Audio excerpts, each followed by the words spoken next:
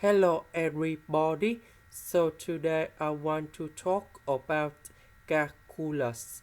The topic today is about we need to eliminate the arbitrary constants. So now I want to show you how to answer. So we need to do first derivative for the both sides. And we have 3s squared plus number 2c number 1 s.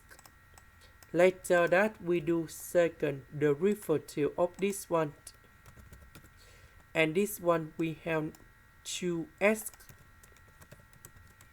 this one we have 2c1, and now we see that we have only c number 1, so we need to put this one go to the left and we divide both sides by number 2.